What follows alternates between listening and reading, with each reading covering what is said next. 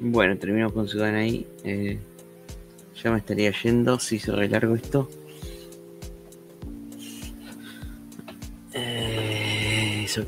Eso que no pasé las noticias de Palestina y a Israel. Volaremos aquí un poco. Bueno, muestro el mapa así rápido. En la próxima visita del EB-1B a Venezuela. Cada vez hay más crisis sin resolver en todo el mundo. El comando estadounidense volvió a enviar bombarderos estratégicos B-1B a la costa venezolana.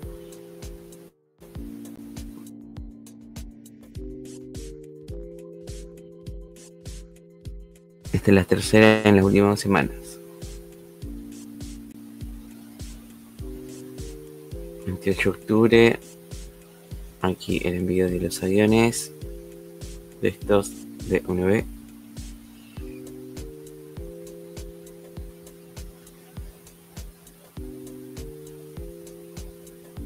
Dar vueltas aquí en el Caribe.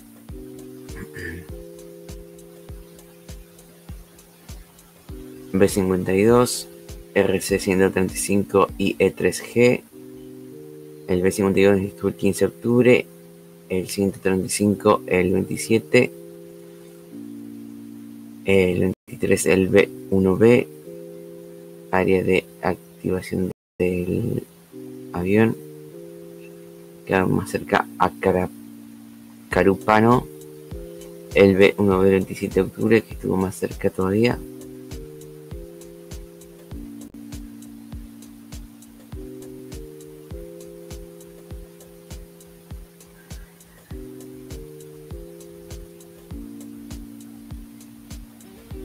La base está en Miami, aquí en Florida, digo.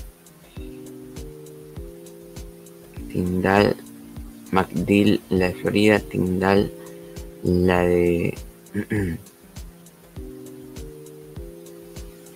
Filadelfia, puede ser. Barksdale Air Force Base, aquí en Texas. Davis Air Force Base, la Fuerza Aérea y sus bases allí. Donde lanzan los aviones. Y leemos a ver qué dice.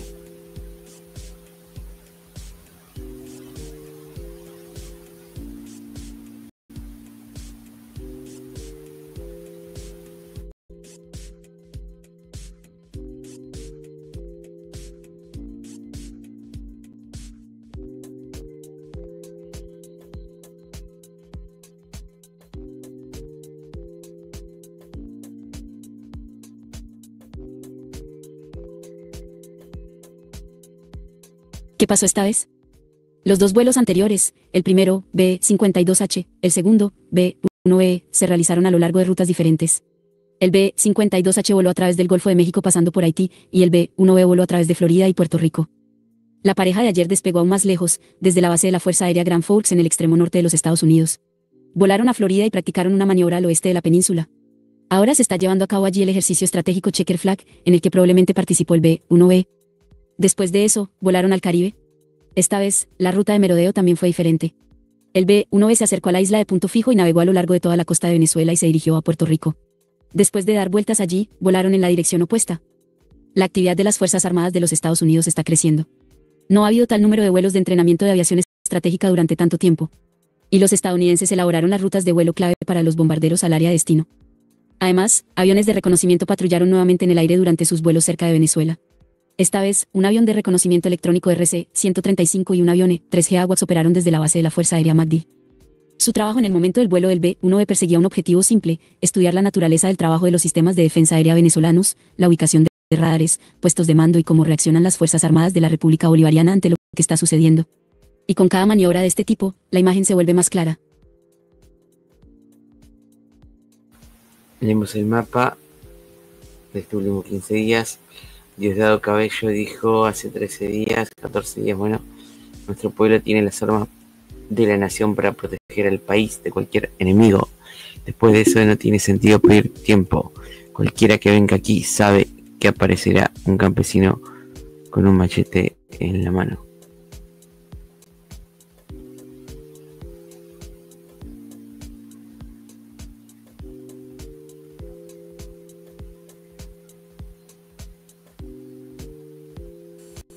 Ayer estuvieron conmigo un grupo de hermanos de los pueblos originarios, de nuestros pueblos indígenas. Y hay que traerlos, ¿ves? Porque ellos son expertos en armas silenciosas, de las cuales el enemigo se burla. Me parece bien que se burlen. Después no vale pedir tiempo.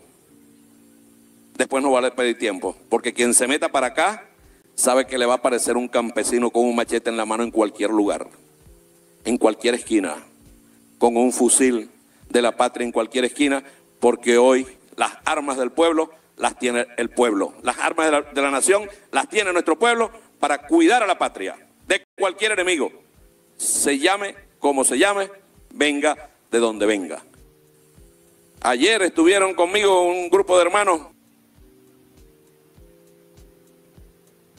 Reuters dijo hace 13 días, el ejército estadounidense rescató a sobrevivientes de un helicóptero después de la incursión del jueves en el Caribe y los mantiene en un buque de guerra.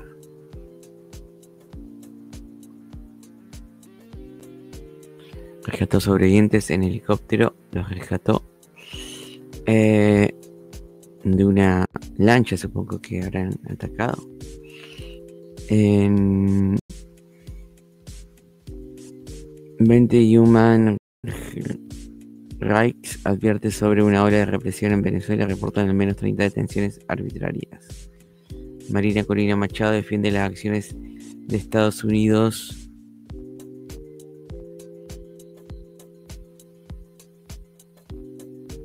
contra el narcotráfico e insta a los líderes latinoamericanos a exigir salida de Maduro.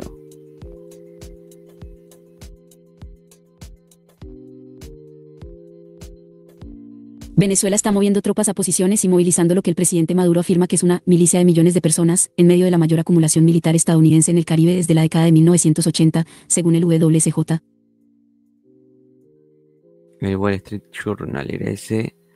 Donald Trump comparte video del bombardeo del submarino cargado de drogas.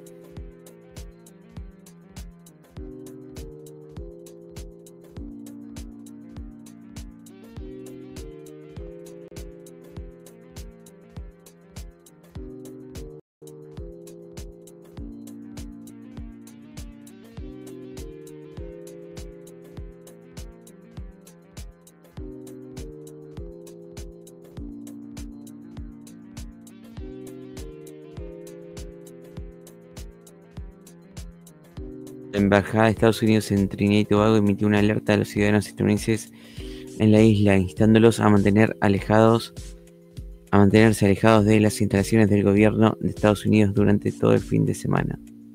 Esto fue emitido hace 12 días. Petro aboga por dejar que la democracia se exprese en Venezuela. Maduro y María Corina, todavía tienen la opción de allanar el camino. Petro aboga por dejar que la democracia... lo mismo. María Corina Machado conversó con Rodrigo Paz, presidente electo de Bolivia, y dice que Venezuela cuenta con él para librarse de la tiranía de Maduro. Acabo de hablar con Rodrigo Paz, presidente electo de Bolivia, para felicitarlo por su victoria y agradecerle por su firme apoyo a nuestra causa por la democracia de Venezuela. En su exilio, Rodrigo vivió en Venezuela y por eso tiene muy especial cariño y agradecimiento a nuestro país. Sé que contamos con él y el querido pueblo boliviano en esta fase definitiva de nuestra lucha. Quiero felicitar también a todo el mundo a todo el pueblo de Bolivia por otra jornada electoral cívica y masiva. Bolivia y Venezuela están unidas en su historia y en su destino de libertad, prosperidad y paz. Que dice Maduro,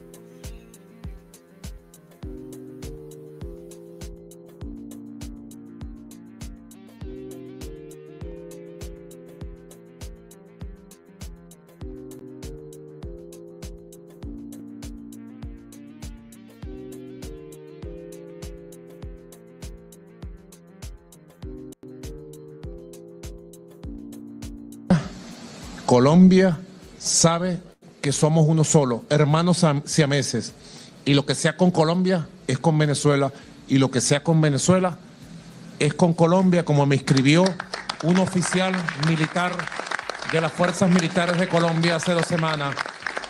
Si tocan a Venezuela, tocan a Colombia. Somos una sola patria, del corazón. Y no decimos por decir lo que estoy diciendo. Sé lo que estoy diciendo. Y tú sigues diciendo, Arcadio, lo que quieres decir. Bueno, sí. Colombia.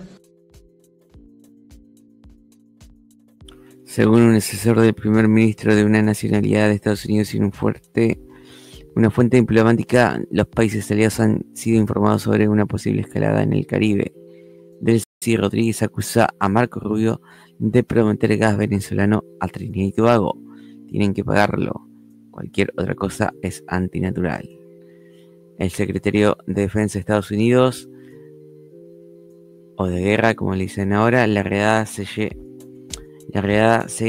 llevó a cabo en aguas internacionales, matando a 2 militantes de contrabando de drogas. Ninguno de nuestros soldados resultó herido, dice Hetzel. La Casa Blanca dice que se hará un anuncio sobre los carteles de droga a las 3 p.m. ET, según el grupo de la Casa Blanca. Esto fue hace 6 días. Acá está lo que decían. La Casa Blanca evade responder si buscara un cambio de régimen en Venezuela. No voy a adelantarme al presidente Trump. Lo que hemos dejado claro es que esta administración no tolera que el narcoterrorismo internacional traiga drogas a los Estados Unidos. El presidente Trump ha dicho que Maduro no quiere un conflicto con Estados Unidos, pero se están movilizando más recursos militares hacia la región. La meta última es un cambio de régimen en Venezuela. El presidente ya habló de esto, Reagan, no me voy a adelantar al presidente. Lo que hemos dejado en claro es que este gobierno no va a tolerar narcoterrorismo internacional para traer drogas a Estados Unidos. Y estos cárteles se han organizado más con el paso del tiempo. Tienen recursos sofisticados para operar y ellos han causado la muerte de decenas de miles de ciudadanos estadounidenses cada año.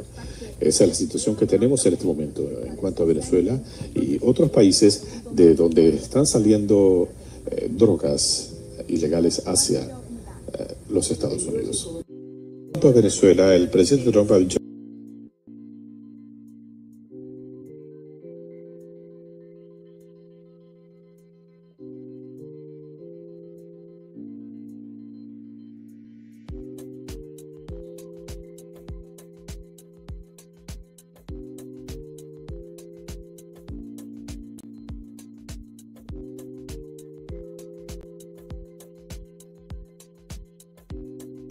Dos bombarderos B-1B Lance de Estados Unidos volaron hoy en una patrulla caribeña,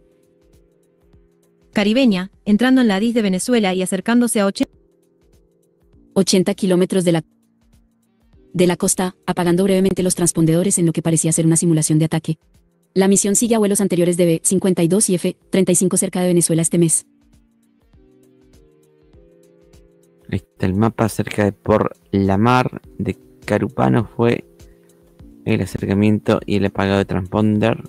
Aquí el NA nos dice que lo ha apagado.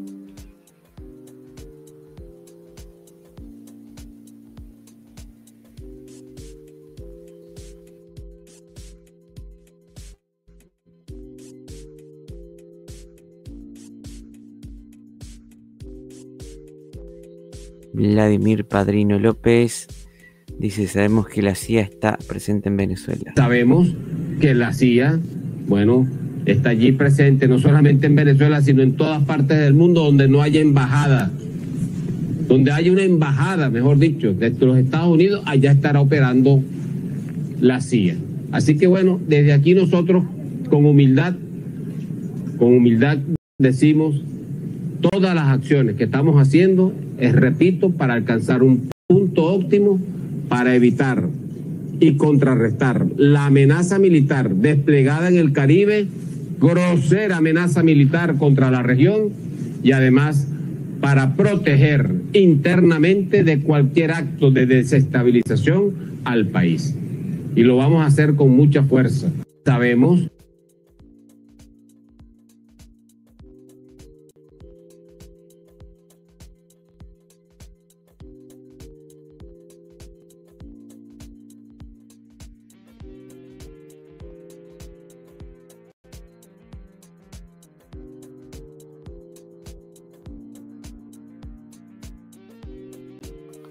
El ministro de Defensa de Venezuela promete frustrar cualquier operación de la CIA contra su país.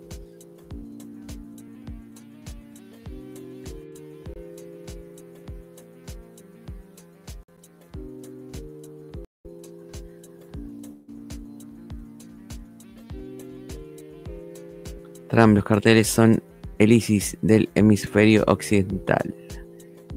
Trump, los carteles están librando una guerra contra Estados Unidos, tal como prometí en la campaña, estamos librando una guerra contra ellos.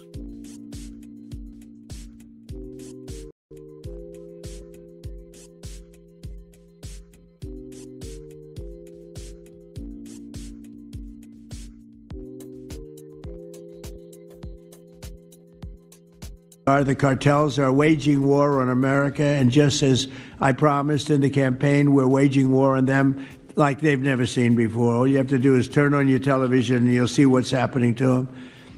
That they really are. The cartels are waging war on America, and just as I promised in the campaign, we're waging war on them like they've never seen before. All you have to do is turn on your television and you'll see what's happening to them.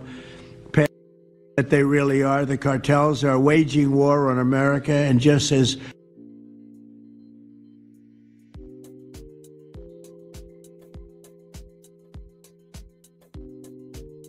Trump confirma más de 3.000 arrestos criminales, incluidos miembros de las organizaciones Nueva Generación, MS-13 y Tren de Aragua. Desde el 20 de enero hemos arrestado más de 120.000 delincuentes, dice Trump. A ver. En cuestión de semanas se ha llevado a cabo el mayor número de arrestos de líderes, operativos y agentes de los cárteles. Más de 3.000 individuos, incluyendo miembros de la ultraviolenta organización Nueva Generación, la MS-13, ustedes han escuchado de la pandilla MS-13 y del Tren de Aragua, otra belleza. Hemos tenido que lidiar con verdadera basura. A esto se suman la gran cantidad de criminales que hemos arrestado desde el 20 de enero, más de 120.000 arrestos de criminales. En cuestión de semanas se ha llevado a cabo el mayor número de arrestos.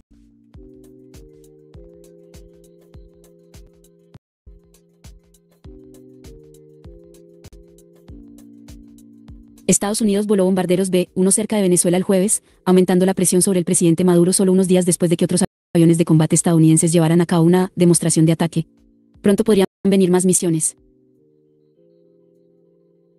Secretario de Guerra Peter Hegseth sobre los carteles de la droga. Son ISIS, son Al-Qaeda de nuestro hemisferio. Mi mensaje a estas redes: los perseguiremos, los eliminaremos, los buscaremos. Por su lado, Maduro le dice a Trump en inglés: no es la guerra, no la guerra, sí paz, sí paz. No hay guerra, loca, por favor. El inglés este. No.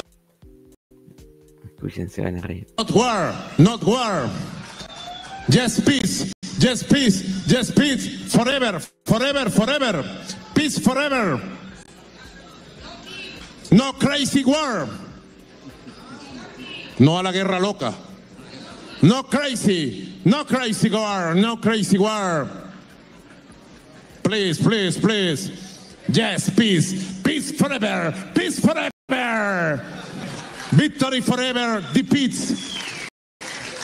Victory forever defeats. Esto se llama lenguaje tarzaneado. Si se traduce al español tipo Tarzán sería no guerra, No guerra, no querer guerra. No a la guerra de los locos. No a la locura, a la guerra. Y sería la traducción, ¿verdad? Sí paz, sí paz, sí paz por siempre. Victoria por siempre de paz. Está pasando algo grave y este hombre se lo toma chiste todo.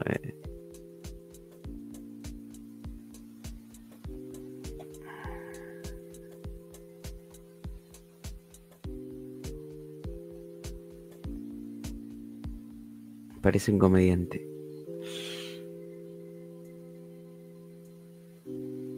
Un ataque estadounidense contra un barco de narcotráfico mató a 6 presuntos narcomilitantes en el Caribe, dijo el secretario de Defensa de Estados Unidos, Pete Hegseth.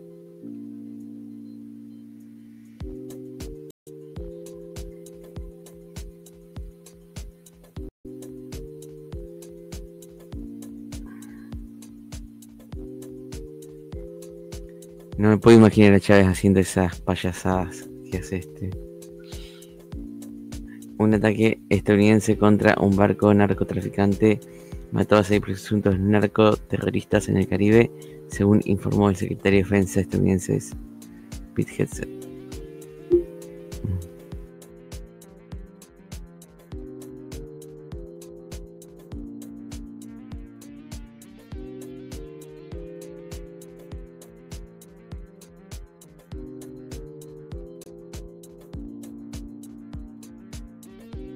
Otra lancha destruida. Esta más chiquitita.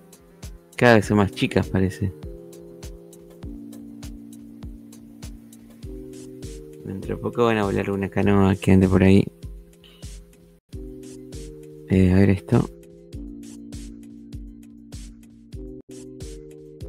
El Departamento de Defensa de Estados Unidos ha anunciado que el USS Gerald R. Ford, CVN-78, y su grupo de ataque de portaaviones, que consta de los destructores de misiles guiados de la clase Arleigh Burke, el USS Mann, DDG-72, el USS Winston S. Churchill, DDG-81, y el USS Bainbridge, DDG-96, han sido redirigidos desde el mar Mediterráneo al área de responsabilidad del Comando Sur de los Estados Unidos, SOUSCOM, cerca de Venezuela. El Ford se unirá al grupo de preparación anfibia, ARG, de Iwo Jima y varios otros activos aéreos y navales ya desplegados en el Caribe Sur y Puerto Rico. Viene el portaaviones más nuevo que tienen al Caribe, el más grande, más equipado. Maduro acusa a Estados Unidos de ejercer poder sobre Venezuela. Estamos amenazados por la guerra psicológica. Putin firmó una ley que ratifica el acuerdo de asociación estratégica con Venezuela. Los B-1 parecen haber procedido en una misión de demostración de fuerza bombardeando la costa de Venezuela frente a Caracas. Bordeando la costa de Venezuela. Bordeando la costa de Venezuela frente a Caracas. Está haciendo ejercicios del B-1 ahí, simulando ataques que hace. Pasando muy cerca de Caracas.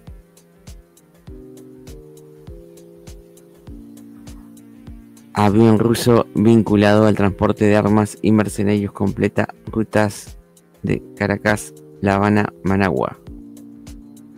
Este es el que le llevó armas a Maduro. Dice que le llevaron sistemas antiaéreos, Pansir y otros más. También estaba leyendo recién en el Twitter Manpads antiaéreos de mano y armas, ¿no? Armas livianas. Maduro pide al Tribunal Supremo que revoque la ciudadanía de todos los agentes traidores que se unan a un ejercicio extranjero para invadir Venezuela. Lo hice de manera más fácil.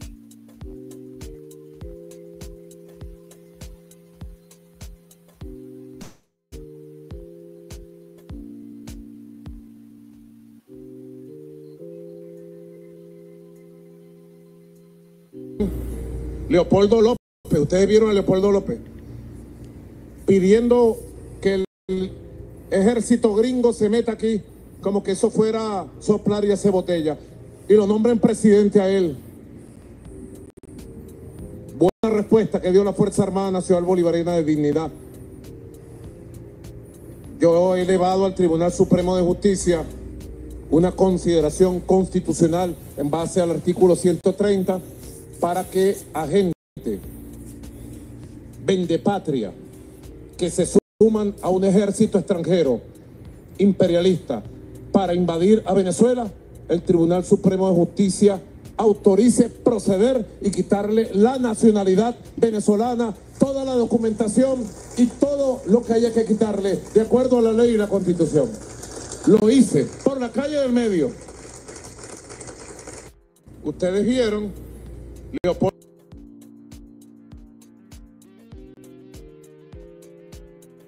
Estados Unidos lanza un nuevo ataque contra narcobarco en el Pacífico Oriental. 4 narcomilitantes confirmados muertos tras el bombardeo.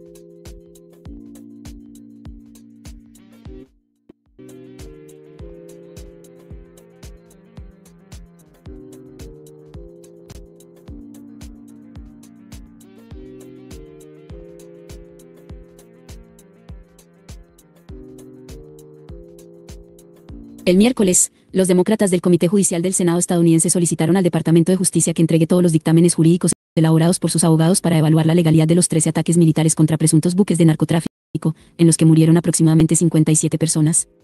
La ejecución sumaria de presuntos delincuentes está prohibida por el derecho nacional e internacional, tanto en tiempos de paz como de guerra, escribieron en una carta dirigida a la fiscal general Pam Bondi, a la que tuvo acceso Reuters. Estos recientes ataques suscitan numerosas dudas sobre si el Departamento de Justicia brindó la debida orientación legal a quienes participaron en la orden, planificación y ejecución de los asesinatos. La carta fue impulsada por el senador demócrata de Vermont, Peter Welch, y firmada por todos los miembros demócratas del comité, incluido el senador Dick Durbin, miembro de mayor rango. Un funcionario del Departamento de Justicia confirmó haber recibido la carta y afirmó que las operaciones militares ordenadas son conformes al derecho de los conflictos armados. Desde septiembre, las Fuerzas Armadas estadounidenses han llevado a cabo al menos 13 ataques contra presuntos buques de narcotráfico, principalmente en el Caribe. El Pentágono ha proporcionado pocos detalles sobre las personas atacadas, pero ha reconocido que entre ellas hay personas de Venezuela, Colombia y Ecuador. La administración del presidente Donald Trump ha vinculado directamente a los gobiernos de Venezuela y, más recientemente, de la vecina Colombia, con el narcotráfico, acusaciones que ambos gobiernos niegan. La administración aún no ha presentado pruebas de que Estados Unidos se encuentre bajo una amenaza inminente por parte de estos buques, y algunos expertos legales han afirmado que los ataques constituyen ejecuciones extrajudiciales ilegales. El uso de las Fuerzas Armadas para atacar buques sospechosos de transportar narcotráfico representa un cambio radical con respecto a la forma en que Estados Unidos ha abordado históricamente este problema. Por lo general, la Guardia Costera de Estados Unidos será la encargada de interceptar buques sospechosos de transportar narcotráfico. Un grupo de intervención interagencial conocido como Panama Express, que formaba parte de los grupos de trabajo contra el crimen organizado y el narcotráfico, dirigidos por fiscales del Departamento de Justicia, se encargaba de investigar y procesar los casos de narcotráfico derivados de las interdicciones marítimas en el Caribe y el Pacífico Oriental. El Departamento de Justicia disolvió el grupo de trabajo contra el crimen organizado y el narcotráfico, y transfirió los casos restantes a un nuevo grupo de trabajo de seguridad nacional. Los legisladores criticaron la decisión del departamento de cerrar ese grupo de trabajo creado durante la administración Reagan y cuestionaron por qué agentes federales que habitualmente trabajan en casos de narcotráfico fueron reasignados a labores de control migratorio. Su departamento ha tomado medidas contraproducentes que socavan nuestros esfuerzos para frenar la epidemia de drogas, escribieron.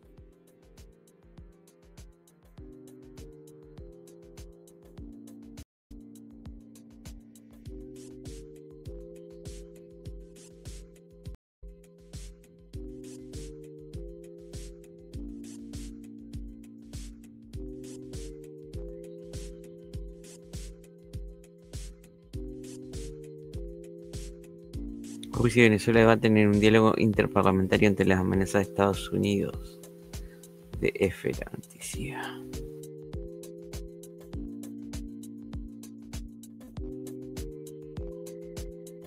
El presidente de la Duma o Cámara de Diputados de Rusia, Vyacheslav Volodin, debatió. Rusia y Venezuela debatieron. El presidente de la Duma o Cámara de Diputados de Rusia, Vyacheslav Volodin, debatió hoy por teléfono con su homólogo venezolano, Jorge Rodríguez, el desarrollo del diálogo interparlamentario entre ambos países en el contexto del gran despliegue de fuerzas navales de Estados Unidos en el Caribe, frente a la costa venezolana. Nuestra asociación estratégica se basa en los principios de la amistad, respeto mutuo, ausencia de dobles raseros y la no injerencia en los asuntos internos, dijo Volodin en un comunicado publicado por la Duma. Según la nota oficial en la conversación, se abordó el desarrollo futuro del diálogo interparlamentario de ambos países. Volodin recordó que la Duma ratificó por unanimidad el pasado 21 de octubre el acuerdo entre Rusia y Venezuela sobre asociación estratégica y cooperación, posteriormente firmado por el presidente ruso, Vladimir Putin. Esto nos compromete a mucho. Por mi parte, en el marco del parlamentarismo debemos fortalecer nuestra interacción, apoyar legislativamente las decisiones aprobadas entre los jefes de Estado de Rusia y Venezuela, señaló. Moscú, aliada tradicional de Caracas, le ha expresado su apoyo ante el despliegue naval estadounidense y el hundimiento de varias lanchas de presuntos narcotraficantes. Rusia y Venezuela firmaron en mayo de este año un tratado de asociación estratégica que amplía la interacción entre ambos países en las esferas política y económica, incluyendo energía, minería, transporte y comunicaciones, así como en seguridad y lucha contra el terrorismo y el extremismo. Esta semana Putin promulgó la ley de ratificación del tratado, algo que hizo su homólogo venezolano, Nicolás Maduro, el pasado día 8. Según un estudio de expertos del Centro para Estudios Estratégicos e Internacionales, el despliegue de efectivos navales estadounidenses en el Caribe, frente a Venezuela, ya es el más grande de la historia del país norteamericano desde la Primera Guerra del Golfo Pérsico, 1990-1991. F. Si quieres recibir en...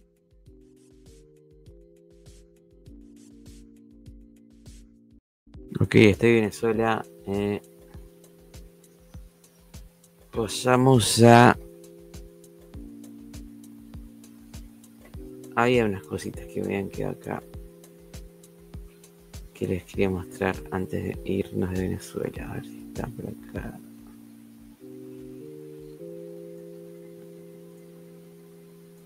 Siria, no.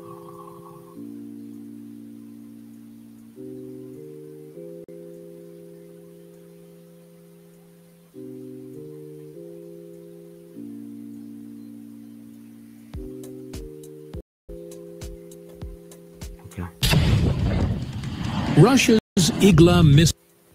Maduro confirmó que Venezuela recibe 5.000 sistemas portátiles antiaéreos rusos Igla-S. Se trata de uno de los mayores arsenales Manpads del hemisferio occidental, un fuerte impulso de la capacidad de defensa aérea del país.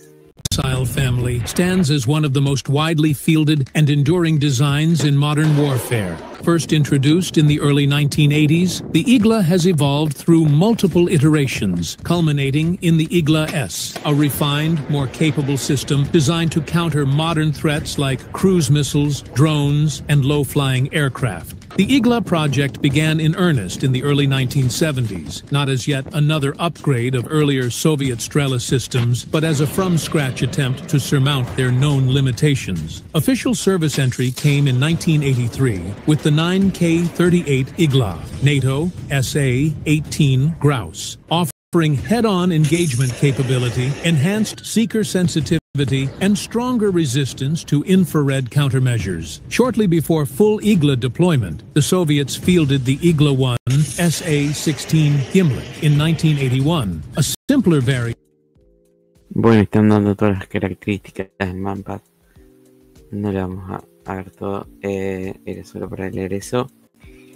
¿Y qué más había de Venezuela? Nada más de que eso.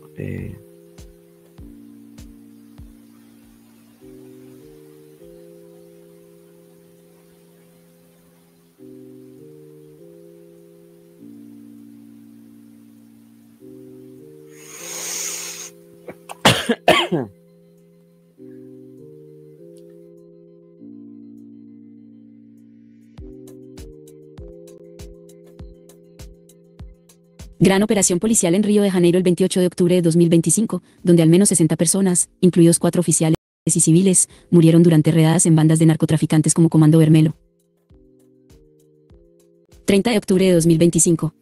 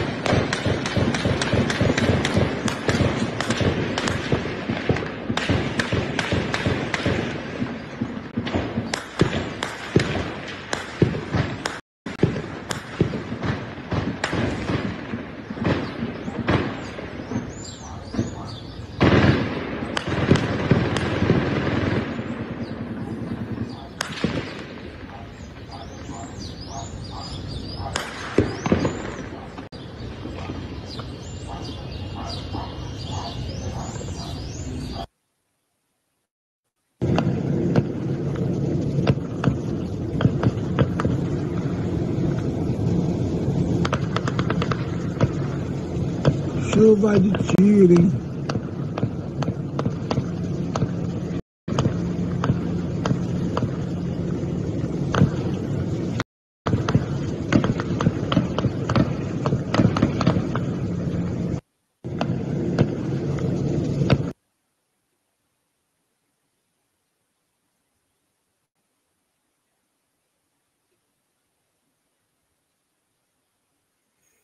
Una redada policial masiva contra el crimen organizado en Río de Janeiro deja al menos 64 muertos.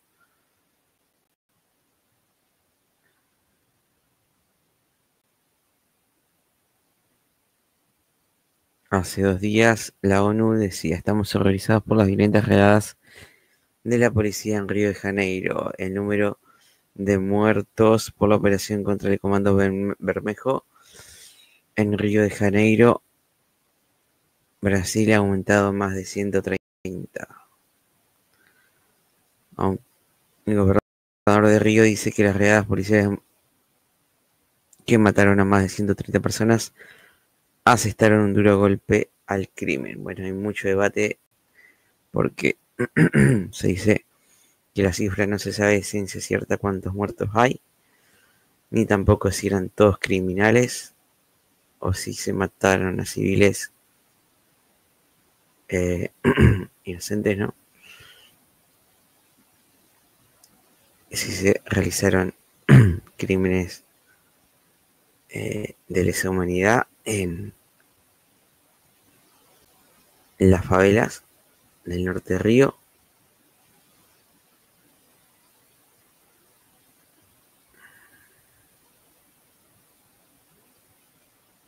Y tampoco se sabe bien si ha servido de algo todo este enfrentamiento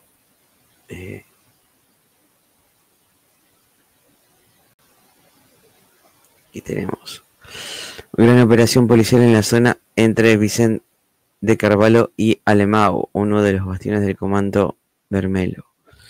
Una auténtica operación de guerra, las cifras la confirman: 125 muertes, 4 policías muertos, 83 personas fueron arrestadas, 111 armas incautadas. Fuerte controversia sobre las acusaciones policiales y especialmente sobre la brutalidad de las mismas. Bueno, sí, puede haber servido para incautar armas, arrestar verdaderos criminales e incautar estupefacientes, ¿no? Pero ahí está, si se sobrepasó la policía, el BOPE y todas estas policías militares que tienen allí, si se les pasó la mano y mataron también a gente inocente o civiles que no tenían nada que ver con el crimen organizado. Aquí está el Comando Bermejo, que domina esta favela, y el otro tercer comando primo, que es otro grupo que domina la favela vecina. La lucha era por estas dos, pero principalmente contra el comando, el 28 del 10. Bien, vamos a ver algún medio internacional si hay alguna noticia. Yo tenía acá 3 que había guardado. Comando Vermelho, la poderosa banda criminal que derrotó a Brasil. De su origen en la cárcel y la grande en la década de los 70, la organización criminal expandió su dominio territorial, diversificó sus negocios ilícitos y hoy opera en más de 20 estados brasileños y otros países de la región.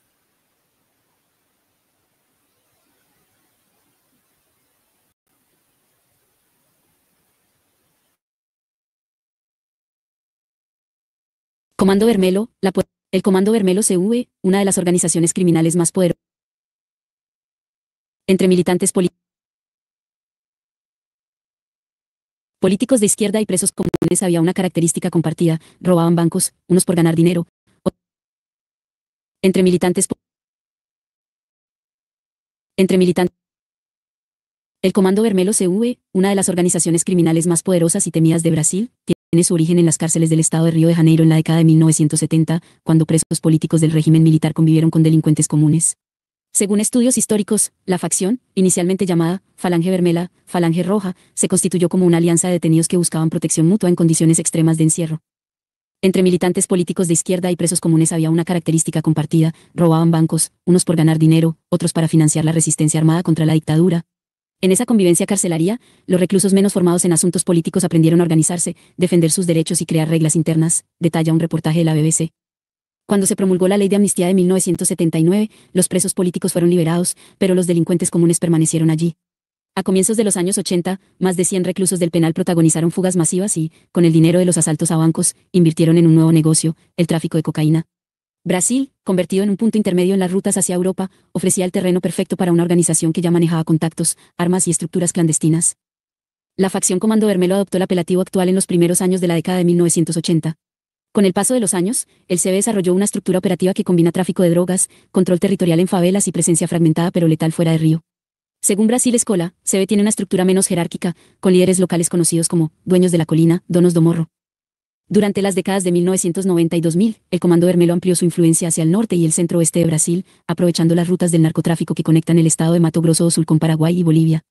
Un reportaje de Terra, 2023, identificó presencia activa del CB en al menos 3 estados y el Distrito Federal, mientras que una investigación de O Tempo de 2024 elevó la cifra a 22 unidades federativas, consolidando su carácter nacional. Actualmente, el CB opera en zonas de frontera amazónica con Brasil, Colombia y Perú, donde participan en economías ilícitas transfronterizas de drogas, armas y minería ilegal, señala Ojo Público.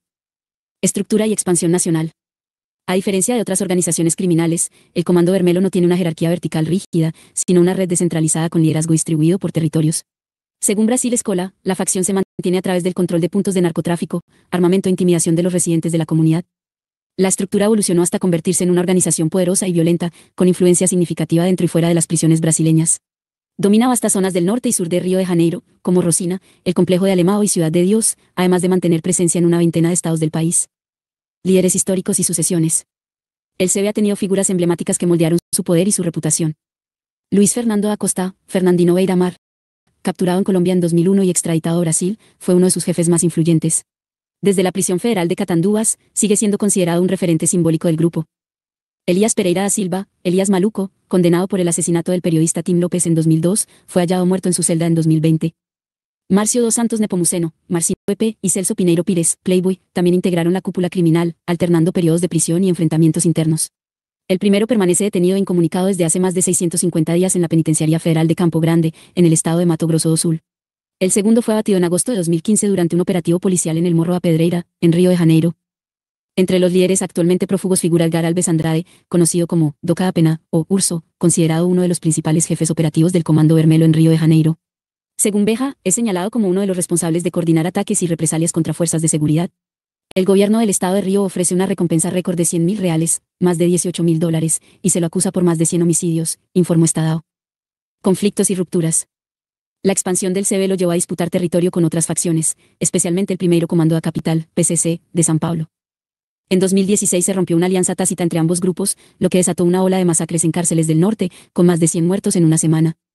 En Río de Janeiro, los enfrentamientos con la policía derivaron en operativos de gran escala, como el de octubre de 2025 en los complejos de Alemão y Pena. Las acciones, ordenadas por el gobierno local, dejaron un saldo de 132 muertos y 81 detenidos, en lo que la prensa local lo calificó como la operación más letal de la historia de Río de Janeiro. Tras el operativo, 10 integrantes de la cúpula del Comando Vermelo fueron trasladados a prisión. Casi medio siglo después de su surgimiento, el Comando Vermelo sigue representando uno de los mayores desafíos para la seguridad pública de Brasil.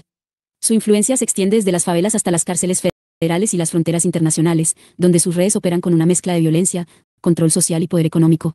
Los intentos del Estado por desarticularlo han revelado una paradoja: la represión policial masiva no ha reducido su alcance, sino que muchas veces ha fortalecido su cohesión interna.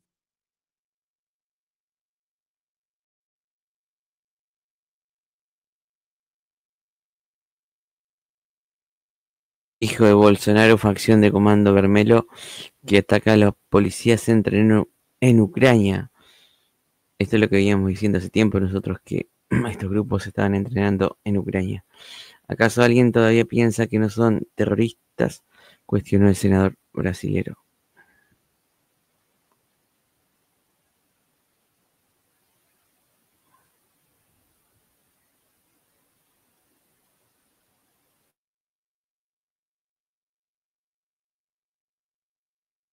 En Brasil trasladan decenas de cadáveres de una zona boscosa a una plaza de Río de Janeiro tras el sangriento operativo policial contra el crimen organizado. Las autoridades reportan que alrededor de 120 personas murieron en las redadas. Desde la ONU expresaron su preocupación por el alto número de víctimas. Michelle de Melo nos cuenta los pormenores en directo.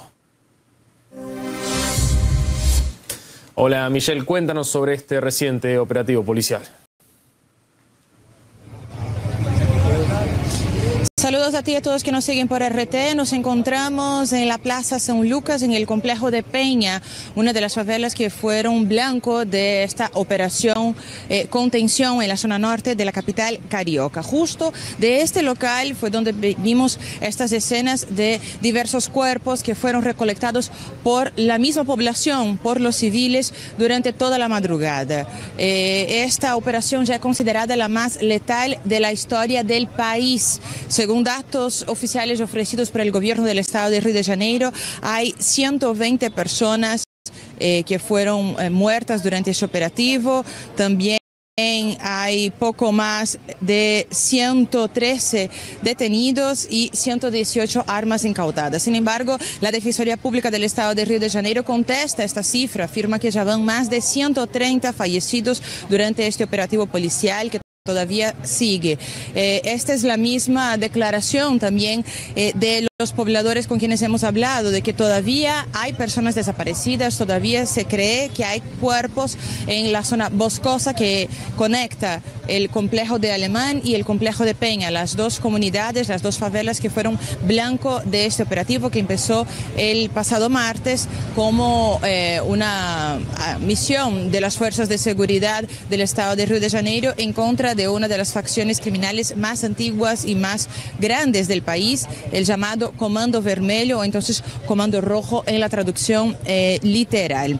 El senador aquí por el estado de Río de Janeiro, Flávio Bolsonaro, acusó que parte de estos criminales que hacen parte de esta facción fueron entrenados en Ucrania. Estas denuncias también nosotros ya habíamos recopilado en otras ocasiones de que hay algunos miembros de facciones criminales que van a Ucrania para recibir entrenamiento militar y también ya fueron incautados en otros operativos militares aquí en Río de Janeiro, en otras comunidades periféricas, armamentos de fabricación ucraniana, lo que, bueno, comprueba una relación directa con estos grupos irregulares, con el ejército ucraniano. A pesar de las diversas críticas en relación a la letalidad de este operativo, las críticas llegan desde la Defensoría Pública, de organizaciones de derechos humanos y también del gobierno federal. Bueno, a pesar de ello, el gobernador Claudio Castro afirma que el operativo fue un éxito. Escuchemos.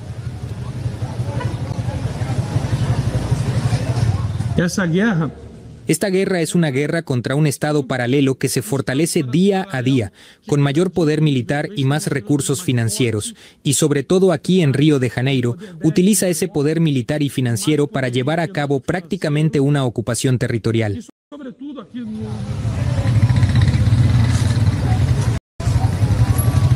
Bueno, la situación es desgarradora. La verdad es que hemos dialogado con varios pobladores aquí en la favela de Peña y los relatos, los videos, las fotografías de las personas que han recolectado 80 cuerpos en esta madrugada aquí en esta comunidad son desgarradores en relación al nivel de violencia que han encontrado.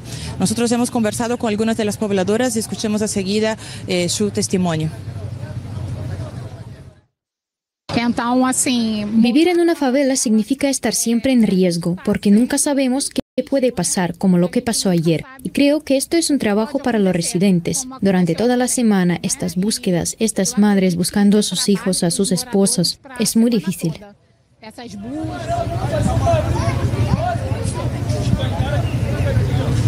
En este momento hay protestas en la Avenida Brasil, que es una de las principales avenidas que conecta la zona norte y oeste de la capital carioca al centro de la ciudad.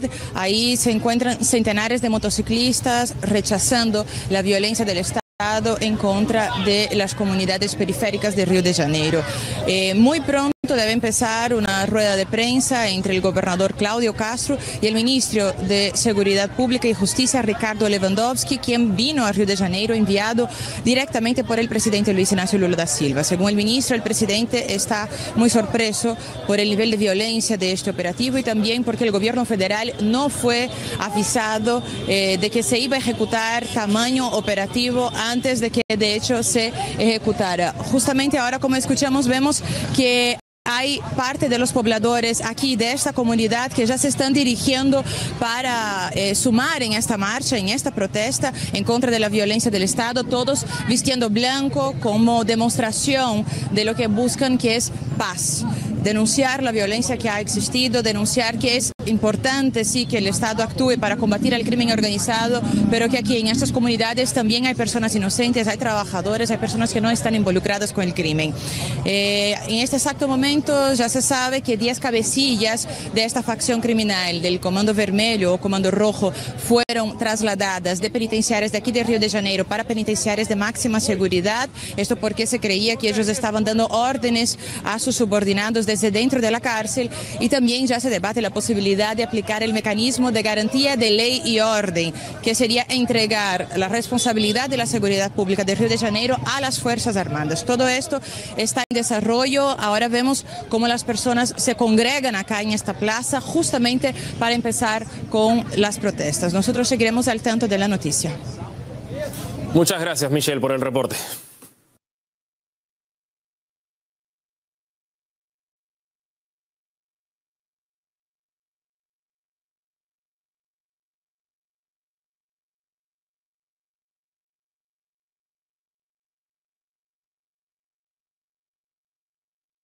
El presidente de Brasil, Luis Ignacio Lula da Silva, se expresó este miércoles sobre el megaoperativo realizado en Río de Janeiro contra el Comando Vermelho, que dejó un saldo de 132 fallecidos.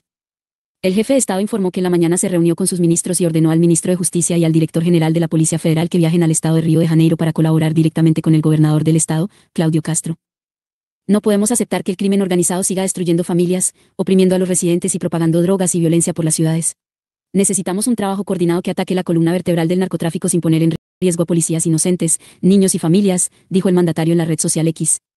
Lula mencionó que esta estrategia fue exactamente la aplicada en agosto, durante la mayor operación contra el crimen organizado de la historia del país, en la que se incautaron redes de drogas, adulteración de combustible y lavado de dinero. Asimismo, el presidente anunció que con la aprobación de la PEC, propuesta de enmienda de la Constitución, de la Seguridad Pública, enviada al Congreso Nacional por su gobierno, se garantizará que las diferentes fuerzas policiales actúen de forma conjunta en el combate a las facciones criminales.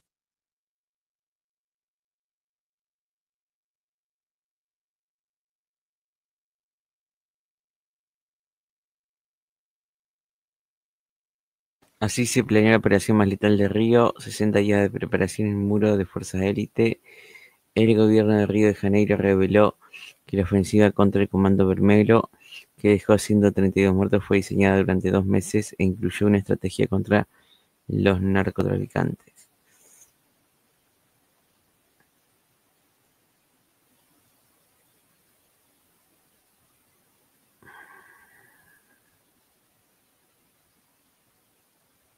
Así se Las autoridades brasileñas detallaron este miércoles cómo se planificó la operación policial más letal en la historia de Río de Janeiro, que dejó 132 muertos, entre ellos 4 agentes, en los complejos de favelas de Pena y Alemão. Según explicó a O Globo el secretario de la Policía Militar, Marcelo Meneses, el operativo, preparado durante 60 días, aplicó una táctica conocida como Muro del Bope, formado por agentes del Batallón de Operaciones Especiales. Esta estrategia consistió en empujar a los criminales hacia una zona boscosa sin viviendas para evitar enfrentamientos en áreas pobladas. Desplegamos tropas del BOPE en la parte más alta de la Sierra de la Misericordia, creando un muro de contención que obligó a los delincuentes a replegarse a la zona elevada mediante otras incursiones. Nuestro principal objetivo era proteger a la gente de bien de la comunidad, dijo la autoridad policial. Advertencia, las siguientes imágenes pueden herir su sensibilidad. Meneses indicó que la acción fue planificada basándose en análisis de inteligencia y evaluación de escenarios, y aseguró que quienes decidieron entregarse fueron arrestados. El balance oficial indica 115 sospechosos abatidos, 113 detenidos y 118 armas incautadas, entre ellas fusiles de asalto y explosivos. El secretario de la Policía Civil, Felipe Curí, aseguró que la acción representó el mayor golpe en la historia del Comando Vermelho desde su fundación en la década de 1970. Fue una gran pérdida de armas, drogas y liderazgo, añadió el funcionario. El secretario de Seguridad Pública, Víctor Santos, afirmó que desplazar el enfrentamiento hacia la zona de Mata fue una decisión para preservar vidas inocentes. Admitió que la alta letalidad era previsible, pero no deseada, y que el operativo se llevó a cabo sin apoyo aéreo, para no exponer a los agentes en el área forestal. Según Santos, los 115 fallecidos eran todos criminales, y solo hubo 4 civiles heridos sin gravedad. Mientras tanto, familiares de las víctimas ingresaron por su cuenta en las zonas boscosas para recuperar cuerpos tras los tiroteos. Consultado sobre la ausencia de ayuda policial, Santos sostuvo que los agentes no sabían de la existencia de esos cadáveres, y que, en esas condiciones, era imposible realizar otra acción que no fuera preservar la propia vida. Estaría hablándonos de esta zona boscosa de aquí. Aquí arriba. No tengo el googlear ahora para ver. Un río.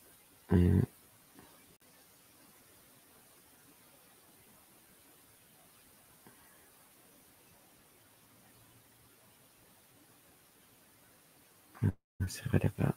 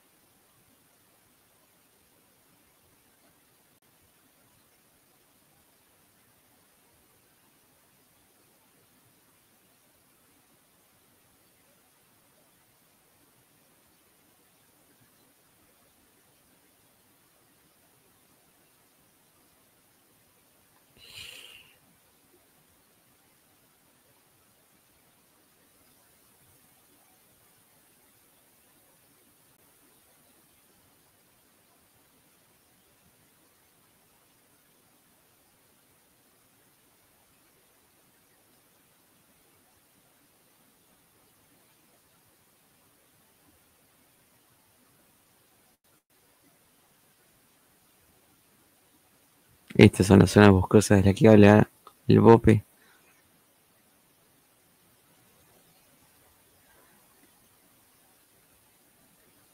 Acá hay como unas canteras.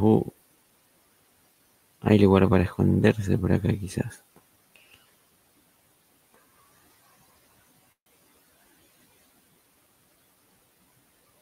Claro, mucho bosque.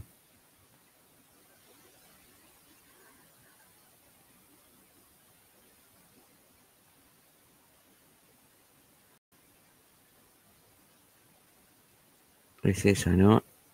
Sí, es esa. La está tomando más o menos así. Más o menos por ahí está.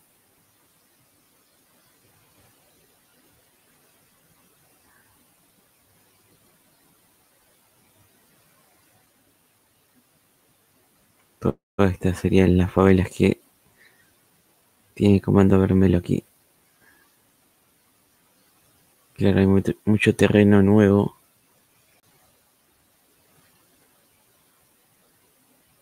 Que se está abriendo con estas canteras.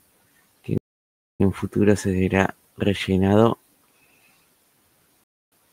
Y habrá inversiones inmobiliarias aquí. Por eso le va a interesar.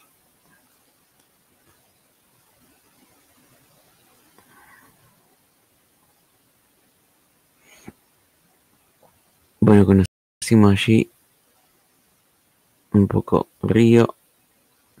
Su aeropuerto está aquí, no muy lejos.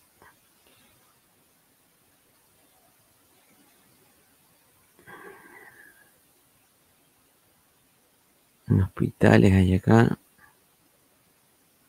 Acá está el puerto.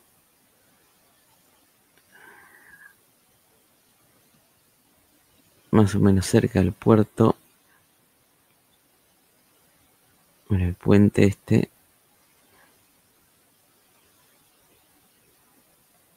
Que une con el otro extremo de la ciudad.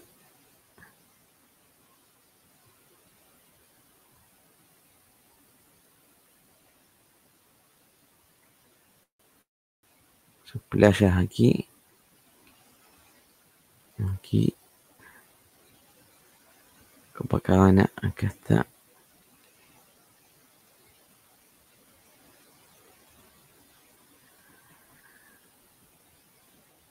Pan de azúcar, ¿cuál es? Este pan de azúcar.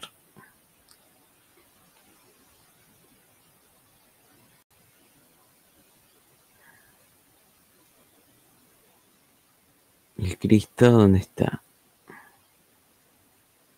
Por ahí andaba el Cristo, cerca de estos lugares, ¿no? Cristo Redentor. Acá. Espera que cargue un poco. Oh. Ahí apareció.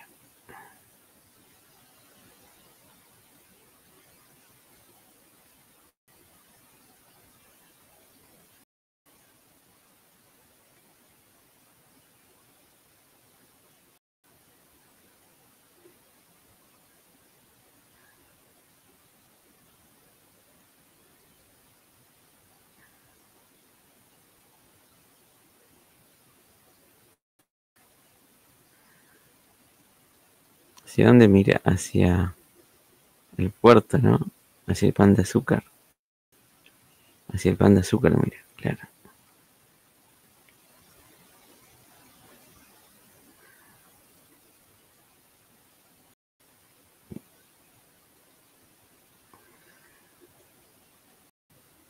¿Qué vista tiene ahí? Ah, más o menos.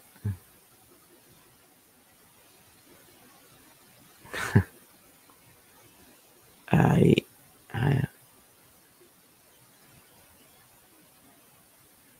Ahí está. Claro, mira toda la ciudad. Puedes ver allí Flamengo, Copacabana, el Pan de Azúcar, el Aeropuerto Santos.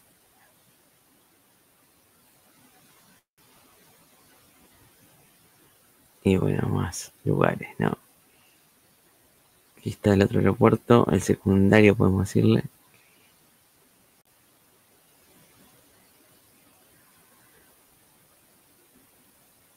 O es el principal, no sé, bueno.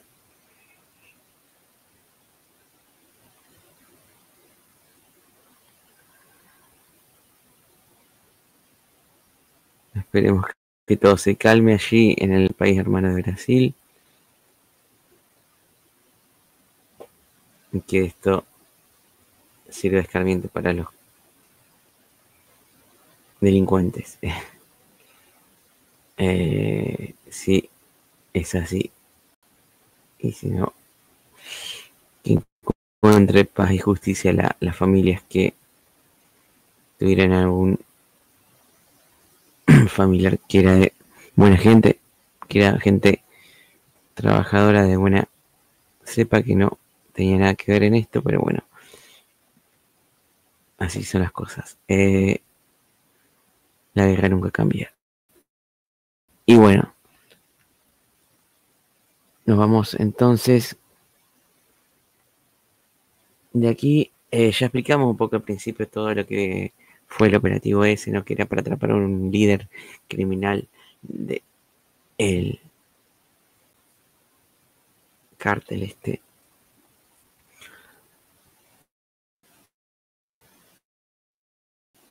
Y bueno, todo resultó mal. Un enfrentamiento hubo allí. Parece que lograron el objetivo, según lo que dice el web. De ahí a que sea verdad, las fuentes oficiales, como siempre, hay que dudar. Pero bueno, uno está lejos de allí y no entiende